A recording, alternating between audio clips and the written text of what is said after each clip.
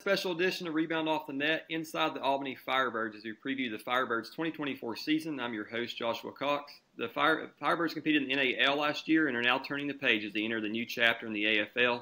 The Albany franchise was the winner of the last Arena Bowl championship in 2019 and looked to be the winner of the first Arena Bowl in the restart. The Firebirds are our pick to win both the East Division and the Arena Bowl as they boost one of the most talented rosters in the league, headlined by Arena legend wideout Darius Prince. Here to help us preview the Firebirds season is head coach and also called the professor of the Albany Firebirds, Mr. Damon Ware. Coach, glad to have you back. Glad to be on the show again. Just excited we're getting close to the season. Absolutely. Coach, as I said in the intro, you're nicknamed the professor on your all's radio show. Tell us about that nickname, who started that, and who gave that to you?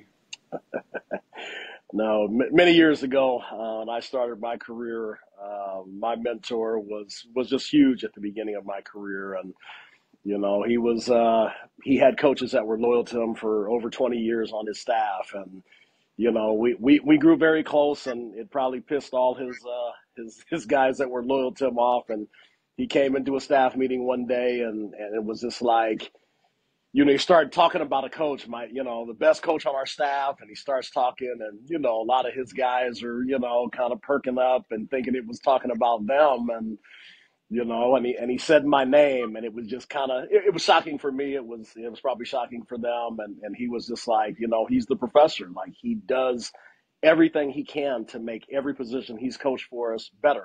And he'll find ways and different ways of doing things. And that's kind of where it started, was in the very early stages of my coaching career. And I've always thought it was a fun name, but I'm more of a teacher.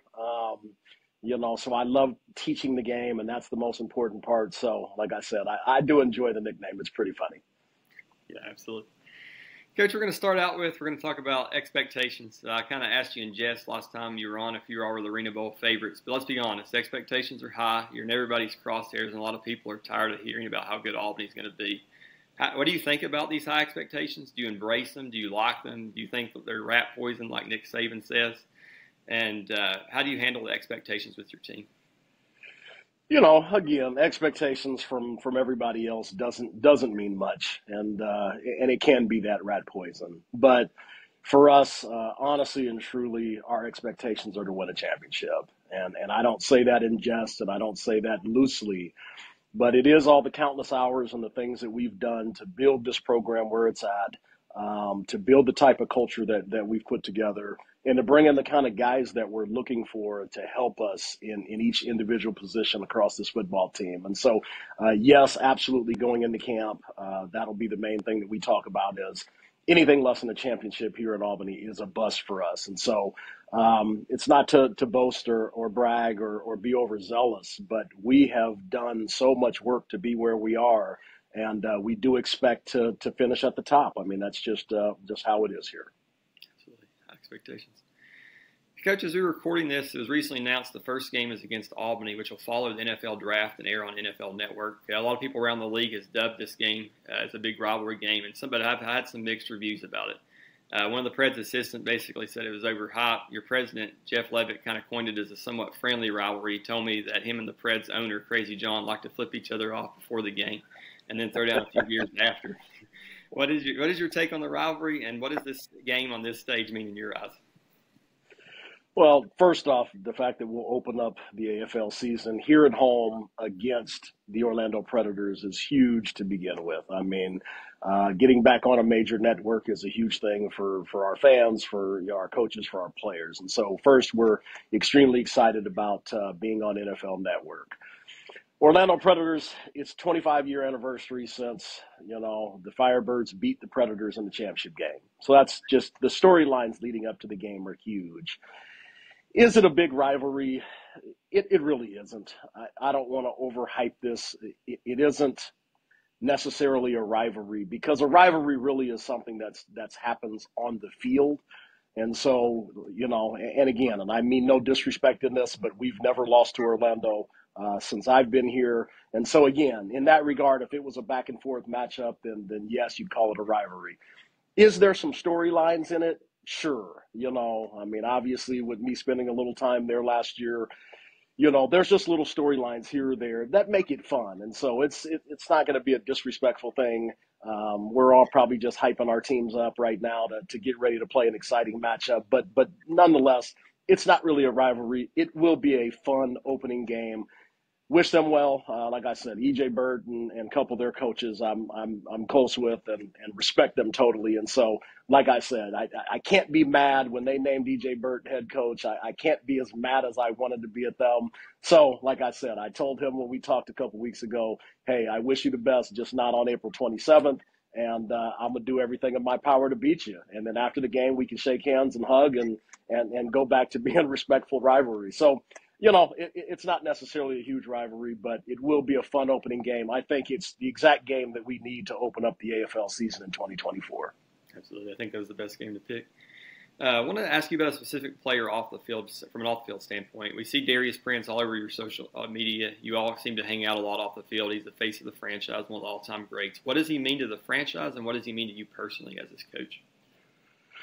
So I've told the story many times. He was my first recruit here to Albany when I came here. And so just what we've been able to do together and build together has been special. And it's had its ups and downs and battles that we've had to go through to get to the point where we know exactly what each other are thinking, know exactly what each other expect, and just, again, just the team that we want to be. And so it's just been a flourishing relationship over several years. And so now what he means is he's just such a wonderful leader to the younger guys. And so people don't realize that here, they see him on the field and he's brash and he's hyped up and they see that side of him, but they don't get to see the other side. And that's him helping the rookies, and that's him helping the younger guys, and that's him, being that veteran leader in the locker room. If there's anything tough going on, he'll be one to help in those regards. And so, he's just a great person. He's embraced our community here in the Capital Region. And so, he's a fan favorite. So just all of those things are special. And so, this offseason, again, he's one of the first people I called and said, hey, we're trying to build, with a rebrand, we want to build this around the community. And I was like, I know you got other things in your life, but would you come move up here leading up to this season, help us promote, help us sell, help us, just get in the community. And after just going back and forth, he was like, I love Albany. He's like, it's like a second home. And he's like, I'll do whatever it takes to help promote and to get back into the AFL and all the glory of yesteryears and let's do it. And so it's been just a great story with him and I. And so, the story will continue. And so just super excited to have him back with me. And just our loyalty to each other is huge, and that's what makes us just a dangerous combination together. He's a great player, and absolutely a team guy. And so you want guys they put team goals first, and that's what he is. He will get his individual goals because he's a great player, but his ultimate goals are always about the team winning, and that's special because that's the same thing with me. As I want to win. I don't care how we win, what we need to do to win. Let's win games. All the accolades and individualities and awards and all those things that come later, that means nothing. Let's go win another championship. And so that's what he's back for, and I'm excited to have him. And, we just can't wait to get forward, ready for the season. Coach, if you would, introduce us to your coaching staff and tell us a little bit about those guys. So again, Dwayne Hollis is our defensive coordinator going into 2024. Obviously, one of the best DBs that's played in the Arena Football League. He's been great for us here in Albany as well. Helped win a championship here. So he'll be taking over the DC reins. He's been a coach on the field since we've had him around. Super cerebral guy like myself. Hard worker, always in the office and doing what he needs to do. And so I'm super excited to kind of help, lead the beginning of his coaching staff or his coaching, resume into 2024. And so I think we're going to have a great time. We spent a ton of time together, so I'm super excited about him. Brandon Cisse also, another great football player who will man our, defensive front. Another great player, won every championship that's been won here in the Capital Region, post the Firebirds. So another guy that's just great, young, pedigree, hungry, wants to learn. And so I love bringing, coaches under my wing and kind of helping them get their career started. I had such good mentors when I started. It's an honor to help kids get on that path to being a good coach. And so I enjoy that process. We did lose a coach recently. He took a college job, and so I will be adding one more person to our staff here pretty soon, and I'll announce them as soon as the ink dries. But our core guys are absolutely just tremendous, and I'm super excited about having them in 2024. Coach, give us your thoughts on how the makeup of the league and how that's shaped out. What are your thoughts on the league as we enter year one? It's the name is just something special, and we laugh about this process. I came from the other side, the indoor football side, and so back in the day, there was always this stigma between both sides of which one's better and who has better coaches and who has better players, and so I originally came to the arena side because this was rumored several years ago that this would be coming back. And so that was the reason I made the change from the indoor side to the arena side. And so just the fact that it's finally back is just huge to me. It's something obviously I grew up watching. Absolutely, it's just been such a tremendous, piece of indoor football history. And so super excited that it's back. 16 teams is a great and tremendous, deal. Going into season number one. And so, it's always scary going into new adventures. I'm always very cautious about entering new things, but it was just something that was just too special. Our town is an arena town. It wasn't hard to figure that this was the right road for us here in the Capital Region. But we've got tremendous leadership, obviously with Travell and Lee, and they're doing a great job. They've got a great vision of the future and a plan that's for many years. And that was obviously important to us as an organization, is that this wasn't going to be a 1 and 2 year and be done type of thing. This was something that we could have here for decades. And so their vision is to be around for decades. They've got great ideas. They've got a fresh approach to things. And so we're super excited. Things are coming together nicely. There's a few more, announcements coming up soon, and we're just excited to be part of it. And so ultimately, this was the right thing for the Firebirds, and ultimately, ended 2019 with the championship in the AFL, and we hope to start the new version with the championship as well. Absolutely. I'm really excited about this league. Let's look at your division in particular. You got the Nashville Cats, Philadelphia Soul, Minnesota Myth. What's your thoughts on the division, the other teams in your division, and how kind of the division is shaped out that you've been put in? Love the division. Some good cities, obviously, Philly being the closest to us. But Nashville is a great town. It's a beautiful place. They've got, obviously with Dean and Coach Shaq. I mean, these are guys that have had great success in the Arena Football League. I've coached against Coach Shaq in the indoor side of football as well. And so seeing him come over was great to see some really good coaches coming over. Minnesota, obviously, with Coach Foggy. So a lot of good coaches, Patrick Pimmel in Philadelphia. So I think our division is going to be great. It's going to be coached well. It's going to be a lot of really good players throughout our division. So it's going to be tough. It's going to be a gauntlet of some who's who, and so we're really excited for it. And we wanted to be in a tough division, so we didn't want to be in an easy division. We believe that the competition through the season is going to help us, obviously, in the playoffs. And so we're super happy with the division that we're in. We'll get to specific players here in a minute, but tell us about the makeup and the process of putting the roster together. Jeff Levick said you have a unique way of evaluating players and bringing the roster together. So tell us a little bit about that. So not to give up any trade secrets, but I do have a very detailed way of, I have a design for each position on what exactly that I'm looking for on film. So it's a player has to go through many, many things and checks on the checklist to be able to be somebody that we'll call on to actually offer a contract to. And so, our scouting department, obviously Sean Johnson's helped me with the recruiting this year, and just another tremendous worker. He had coached and been an offensive line coach for me in 2022. So I like to keep people that are loyal to the organization around. So I always try to keep people that have had some part of this organization. And so he's done a great job of just getting out there and getting information and talking to people.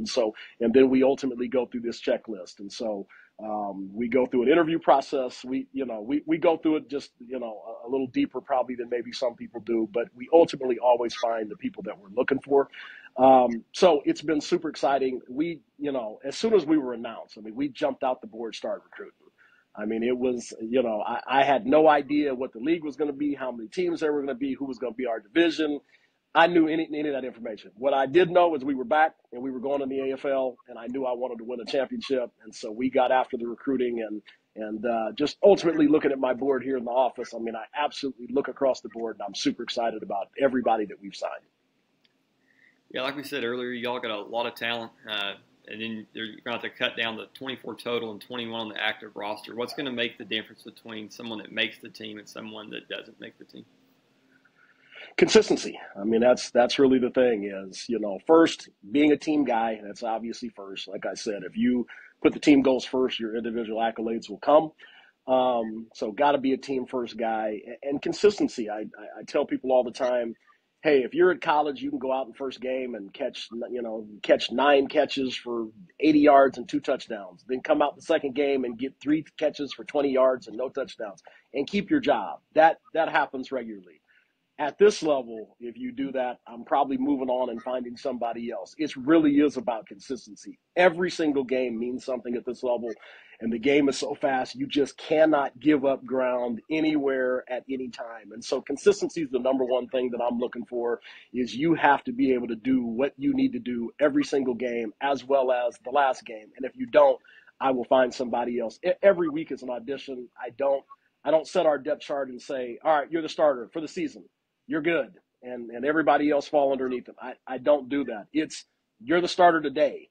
Tomorrow you be inconsistent, and you probably won't be the starter. And so it's the way that we practice. It's every day makes a difference. And I think those battles that we have in training camp will show these guys how serious it is that our coaching staff, when we mean consistency, we mean consistency. So, hey, Monday you have a great practice, and Tuesday you have a horrible practice.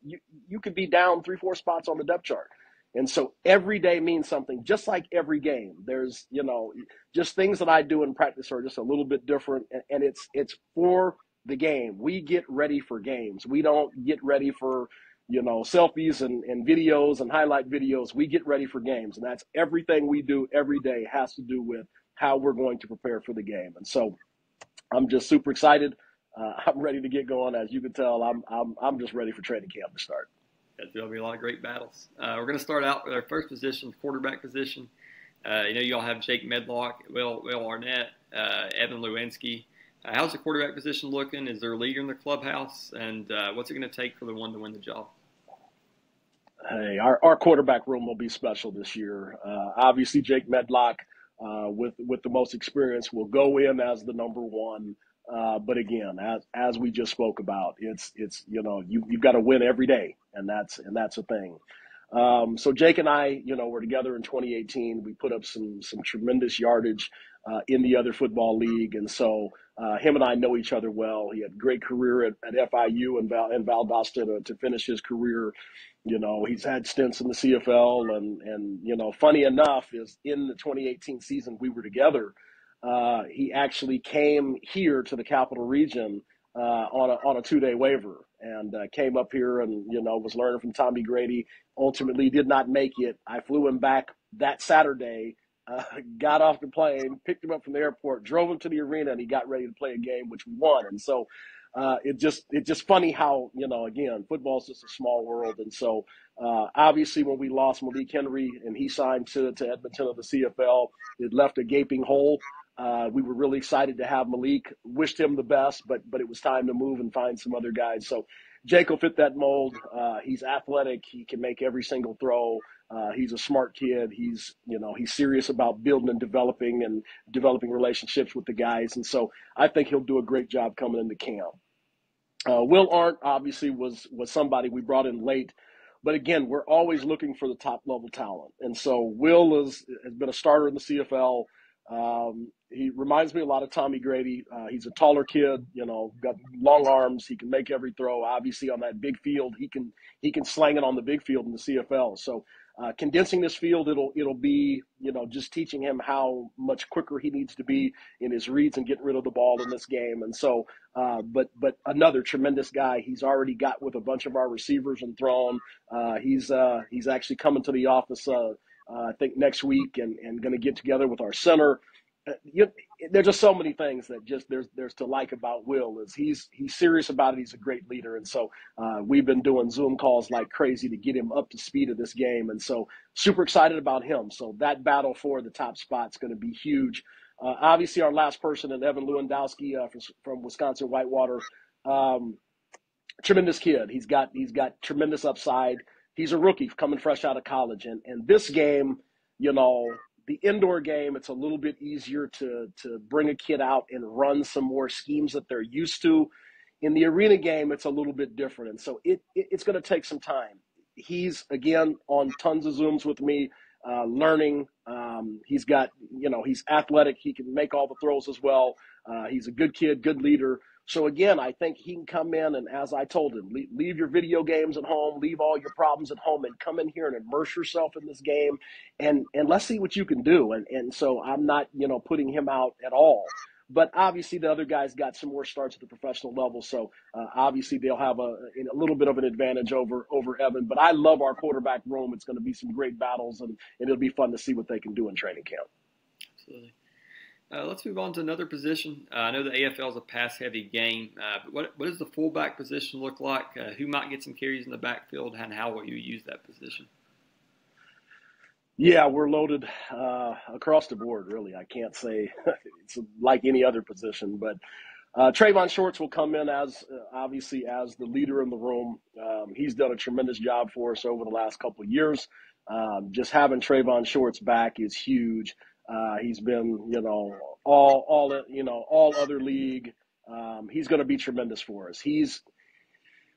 We turned him into a fullback in 22, and he just got better and better every single game. Obviously, this past season with all the wildness, again, he's only got better. And so just even watching his film to end last season with another team, he still has so much, further to go. And so tremendous athlete, tremendous runner, just something that you don't see. And that's the fun of the Ironman game is you get guys that have never played other positions, that play positions and become really darn good at it. Probably makes them think, damn, I should have did this, in high school.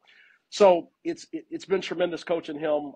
Like I said, I think there's a tremendous upside for Trayvon, but he'll go in as a starter just because he knows our scheme and knows what to expect. But we're loaded. We've got, Chai Hill that played for Jacksonville. He also played in West Texas with Trayvon at the end of last season.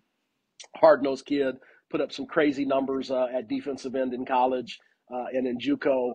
We're excited about him as a two-way guy that can play defensive end, can play back, can play fullback. Tremendous athlete, tremendous motor, tough kid, and so we're super excited. He'll get carries. Kevin Boyles, he played for Carolina last year in the other league. Another tough kid, great kid, just always ready to learn. He's been on plenty of Zooms and just learning. But he's another kid that could play multiple positions, defensive end, back, and fullback. And so we're super excited about him. And then we've got some of our old faithful. Obviously, we got Nick Hague coming back. He hasn't ran the ball much for us in the past, but obviously at the end of last season, we were in Orlando. I told him, hey, it's something that you've got to learn and embrace. And so he started to embrace it and was getting better and better at that. And then Desmond Maxwell as well, who was my running back down in Orlando last year. He's always been a tremendous runner, and he's just got to get better at a couple things. But he's a tremendous runner that could do all kinds of things out of the backfield as well. So one of my fun stories, obviously, will be Jake Malinich. Kid coming out of Buffalo. He is just, I've probably watched his film probably 50, 60 times because of just the type of kid he is. He is your prototypical fullback, H-back, tough guy. I can't wait to get him to camp and teach him this game. But he's a wild card. Could he win the job as a rookie? Absolutely. He's got all the skill set. He's been coached very well at Buffalo. he's one of those kids that some of your rookies that you like, that's a kid to watch. Jake Molyneux will be a kid to watch in training camp.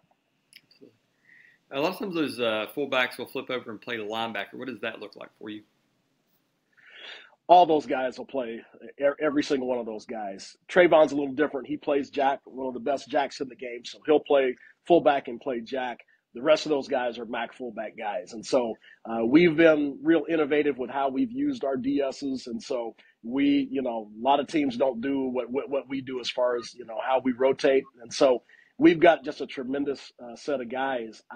Realistically, I want to keep them all. They're that kind of kids. And so training camp is just going to be so important, and making sure these guys understand from day one, every day counts. You can't have a bad day. You just can't. You know what I mean? We're on a 13-game sprint to win a championship. Can't have a bad day, and that starts from the first day that we start. It's in the classroom. It's in the film sessions. It's on the field. You cannot have a bad day for us to ultimately win our goals. Let's move on to the receiving core. Everyone knows the big headline name, Darius Prince. Outside of that, you got Markel Wade, Phillip Barnett, Arthur Hubbs, Darian Townsend, Daquan Patton, Caleb Smith, Byron Edwards, Farron Toney, and Jalen Wilson, and Jared Harrell. Got all those out. What is it looking like, and who will be some of the big play guys for you all? God, and I think you missed Darian Townsend. We've got a who's who of receivers. It surely makes your quarterback's job easy when you can throw the ball to the guys that we have. So, and they're all unique in what they bring to the table. So obviously, Darius Prince is our do everything guy. He's our number one guy. He's our high motion guy for the most part. Everybody knows it. Like I said, for him to in 22 win the league MVP over quarterbacks is almost insane. And so, I'll never forget that conversation we had in 22 where I said, you could win the MVP. And he was, Coach, I don't think I can win it over a quarterback. That doesn't happen. And I said, yeah, we could do it. And we did it. And so just us having that belief in each other is just huge. And so having him be loyal to me and going into our fourth season together, it's huge. And I couldn't appreciate him more. Markel Wade, again, he also played with me back in the 2018 team with Jake Medlock. And he was an all-league guy for that league as well. Markel's been very loyal to me. He's a speed burner. I mean, he's a guy that, fresh out of school, went to University of Arkansas and played. I mean, it's tough to play your freshman year, obviously in the SEC. He's got legitimate speed, top-end speed that's tops in the league. He will, again, he's a lot like Darius. He'll do everything in his power to make a catch. And so when you have those guys and you can lay a ball up in a spot and tell those guys to go get it, they're going to go get it. And so having him, and he's also one of the best defensive backs in the game too. So as a two-way player, Wade is special, and he knows how important he is to me. Happy to have him back as well. And so we're super excited. You look at Darian Townsend, kid from Youngstown State. He was a number one receiver, obviously in Columbus in 22. He went to Jacksonville last year. Unfortunately, had an injury that held him out most of the season. But this is a number one receiver. I mean, he could easily be somebody's number one receiver. He wants to win. That taste of victory, that taste of championships is infectious. And so he's a number one guy. So we've got three, number one kids without question. And so having all those guys be able to come and come in and out of the game is just huge. And Darian's also can play both ways as well. And so having that experience is huge for us. Phil Barnett, obviously, he's been in the arena game a long time, played with San Antonio last year. He played with us in 21, winning the championship with us. He knows the system. He's just very, very good. When you put him in a role and define that role, Phil can be absolutely close to perfect as you can get in that role. And so in 21, if people watched his film from 21, he just does things that are so special always at the right times. And so he's big, he's physical, he can make every catch. He's one of the best, has some of the best hands in the league. So he's going to be huge for us as well. So that's important. We've got, I'm excited for Caleb Smith. Obviously, his dad, Rodney, played for the Firebirds back in the day. Caleb played in the other league last year and put up some great numbers. He's a special kid. He had a little kids camp here I think in December, I went and watched him and just watched his energy running around with the kids. He was all over the place, sweating and it just reminds me of just me, how I am. I'm running all over the place. I'm sweaty. As a coach, I'm still like that on game day. And so I was like, I just love your energy. And so he was just like, thanks for noticing, coach. I mean, he was all over it. So he's got great talent. He's a good route runner. He's got great hands. He's a little bigger. And so we're excited about him. Jared Harrell, again, rookie out of UC Davis, another kid that's a bigger kid, got great hands, can run great routes, is physical. We really appreciate him. And then Daquan Patton, another great story. Obviously, his dad, David Patton, that played for the Firebirds back in the day and won championships with the New England Patriots. His story is huge. Last year coming out of camp, he was my biggest story. Just a rookie that came in last year, worked hard, did everything, just takes the coaching and always a yes or no sir, quiet guy, does all his talking on the field. And so he's got such a great story with just his father and his father passing, and he has a why that's just bigger than most people. His why has to do with his family. And so I'm super excited. He's a kid that can play both ways as well. He's another kid that could easily be starting for anybody. And so as we went through the recruiting process, we've got Jalen Wilson. He played some in West Texas as well. 6'5" kid, can play both offense and defense. So we've got some really, really special kids here. But again, as I've told all those guys, you got to be a team first guy to be here. You're not going to be on the field every single play, that you could be some other places. However, if you take your role and you make that be the most important role in your life, then we can go out and win a championship. And so every single kid that we've got on this roster understands that, because that was part of the recruiting process of understanding where these kids were coming from. It was, great character, great athletic, check all the lists on the list, and then be a team first guy. And so our receiving core is going to be special. Training camp is going to be tough for these kids. And so I can't wait to see who ultimately makes the roster. Absolutely. We're going to move now to the kind of the O-line, D-line. A lot of those guys are going to be playing both ways. How is that shaking out? What challenges does that present for you as a coaching staff? Anytime you've got to have players play a position that they've not played or haven't played maybe since high school, it's tough. And so you can check all the boxes on your checklist and still not fully understand what you're going to get until they get here in camp. And so that is one of the hardest positions to kind of field that, both way player. Most big guys are specialized in one spot. So there has been some conversation of some different substitution rules that are going to happen on the O and D line. I'm waiting for those to come out. So there could be some changes coming to that. But ultimately, as of today, these guys got to be able to play both ways. And so we got special guys. We got, Sean Lockett, one of our centers. He was with us in 21, went on to Mass and a couple other places. Just been a tremendous guy. Him and I were locked just, shoulder to shoulder through 21. He knows what I expect offensive line. We gave up 2 sacks in 21. It's almost crazy. But another younger kid, Hunter Knobs, that we got as another center. Our center position is just going to be just amazing in competition.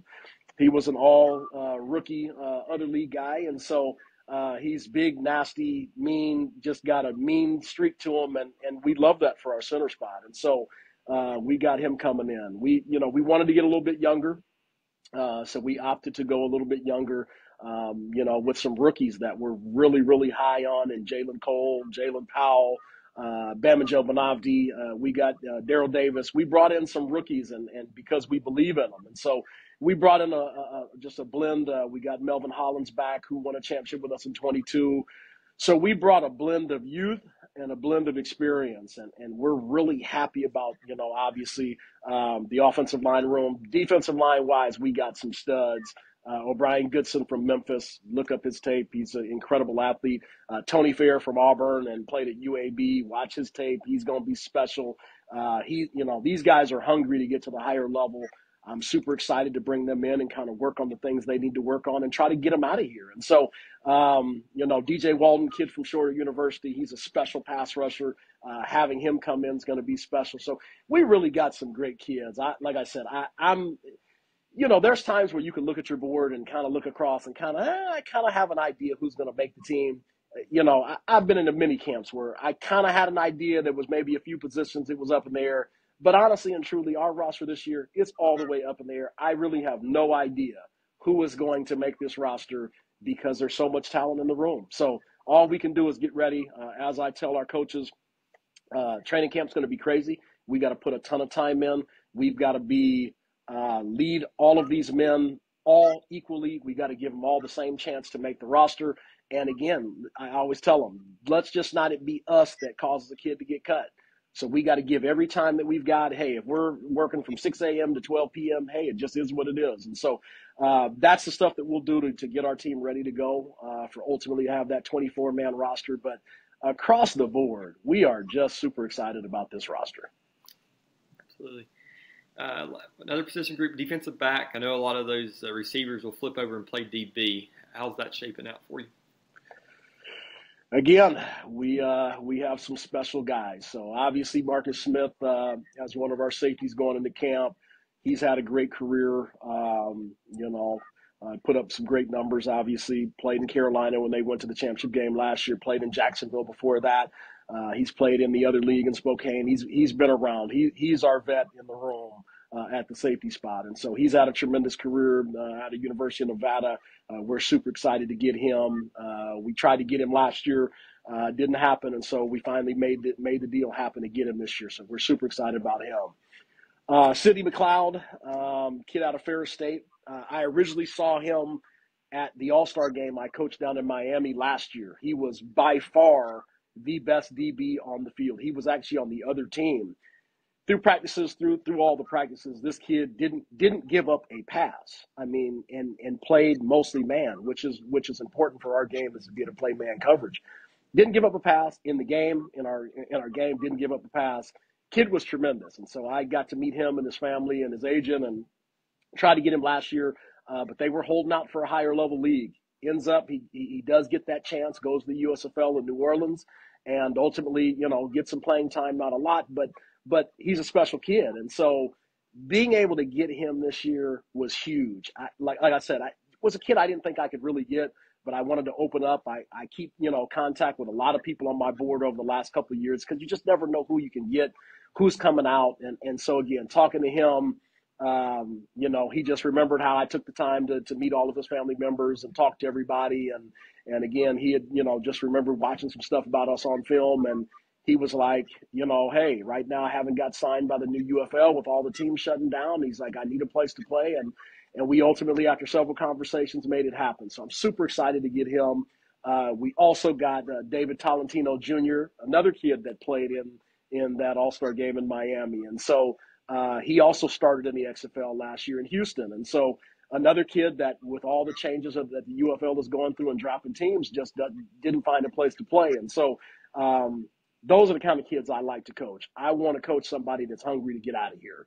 Now, not to say that you can't be a veteran guy and this is your last stop, and it. I mean, that's fine as long as you're hungry. And so David's another kid. He had some nice starts in the XFL. He's, again, tough physical kid, and I think he'll fit in nicely. And then we got Byron Edwards. Now, he's played in the other league and been tremendously successful. One of his coaches was an AFL guy, and I tried to get him last year, it didn't happen. And so this year when it came up, we had the right conversations at the right time and we made it happen. So, and then all the other, receivers that'll go both ways. But those four pure DB guys that we have are some best in the country. These are all special kids. They're all young. We hope to have them for a couple of years. This level, you never know. We're like JUCO. You hope to keep, a core of your guys year to year so you could have that continuity, but you never know. These kids move up and down, move to other teams, get bigger offers, whatever it is, so you just treat it like it's JUCO. So what I want to do is create the best players I can make for 2024. In that regard, I promise each one of them will make you a better player while you're here. At the end of the day, if you stay loyal, if you don't find your way up to the next level and you stay loyal, you'll have an opportunity to, compete for championships year after year. And so for most people, that's a great motivator. So like I said, just looking across our board, it's a special group. I'm so excited for this group. I mean, this is I probably haven't been this excited for the guys on a board in a long time. And I'm just super excited to get this group on the field and the competition of it. I think our practices will be better than most games. And I don't mean that disrespectful towards any coach or anybody's systems out there. It's not have nothing to do with you guys, but honestly and truly, the stuff that we'll do at practice should be harder than most of our games, and we're looking forward to it. It'll be great competition out there. Last thing, your kicker. Tell us a little about that position. Got back my Colombian kicker. I'm super excited, and Marco Roscoe, he'll be flying back from Colombia. We're super excited. He came in 22 and just shocked the world, and we didn't know what we were getting, but he's a fiery kid. He's a tough kid. He can make tackles. He can do it all. And so, helped us win a championship in 22. Obviously last year was with Jacksonville before he got injured, but we're super thrilled. He's a fan favorite here. I mean, he has a whole chant just built for him. So our fans are super happy to have him back. I'm happy to have him back. He's a great kid. He works hard and wants to be great. And so he ultimately, got a chance when he came in with us last year and got a chance to go to the CFL and go up there and kick. And so he's right on the cusp of getting an opportunity at a higher level. But while we've got him, he's a tremendous kicker. He's got a big leg. He'll be a huge advantage. Obviously, with keeping the deuce going into this season, he's our deuce master. I mean, he kicks some clutch deuces over the 22 season that frankly, probably put us over the top in some of the games. And so super excited about him. Just strong-legged kid and tough, though. He can – like I said, he will not shy away from contact, which is rare for a kicker. He will go down and light people up if they break contain. And so, just having him around will be fun. He's just a great kid. He's always happy, and I love those type of kids. So we're happy to have him back as well. Who's one player that AFL fans don't know now, but they'll know by the end of the season that's on your team? Like I said, there's a lot of them, and like I said, I don't want our kids to feel that all of our kids are going to be special. However, as I said, the Jake Malinich from Buffalo, I just have a feeling about him that he is going to be something special in this game, and so super excited to get him to camp. He's just the type of kid you want, like, Coach, I just want to blow somebody up. He's just one of those kids and does it consistently every play. I took his highlight film and said, man, this kid can't be this good. I went to watch full game films of this kid, and I was like, this kid takes every play and does not take a play off. He just tremendous athletic ability with a drive that you just don't see as much anymore. He's an ultimate football player, and if he can just come in and learn and suck in all the things on both sides of the ball, I think he'll be a real special kid. Tell us a little bit about your plans for camp. What do you all have planned for camp, if you can share? Traditional football camp. We'll open up and check in the guys, have a nice dinner, and with meetings and kind of get the basic stuff over. The next day we'll do our equipment checkout, get our physicals done, have some offensive defensive meetings, and then the following day we're on the field. And so it's pretty basic camp, but like I said, we spend a tremendous amount of time. Guys usually in the building at 7 and out at 2:30, and so we put in the whole day every single day. We don't take a whole bunch of days off, and so we're a little bit different than a lot of people. This is a full-time job. This is not a part-time job. This isn't, something that you put in a couple hours a day. We put in 8 hours every day like a real job, and we've built something special in doing it that way. Last question for you, Coach. Is there anything about your team or franchise that's not on paper that you want fans to know, or is there a message you have for the rest of the league? We just have a great community. We're a blue-collar town. We just have some of the greatest fans that embrace us, bring us into their houses, and want to come be a part of us. And we've really embraced that process going into 2024. We have been out. I mean, I've been 5-6 events every single week for months. And so we'll continue that all the way up until it's time to just be fully football oriented. But there's still some events I'll go do obviously through the season. But, we just have a really great fan base, and we're trying to reinvigorate. Obviously the AFL before was led the league in attendance. And we're hoping to do that again. The AFL name means a lot to our town. And so we hope that in 2024 we can get a lot back of those old AFL fans. as well as the old Firebirds fans for that matter. And so there's a lot of good storylines going into the season. So we're just super excited. The rebrand has been absolutely wonderful. We love the new logo. We love our jerseys when they come out and helmets. And so with all that stuff being said, we're just super excited. We're proud to be a part of the AFL, and we want to do our community proud. And so get your season tickets. Let's go. Let's pack this house up. Let's get 13,000 people in there, and let's go. Absolutely. Coach, we appreciate your time. If I don't catch you in the regular season, we'll see you in Minneapolis in July. Sounds like a plan. This has been a special edition of Rebound Off the Net. I'm your host, Joshua Cox. We'll be back with you again before you know it, but in the meantime, always remember, catch the rebound off the net.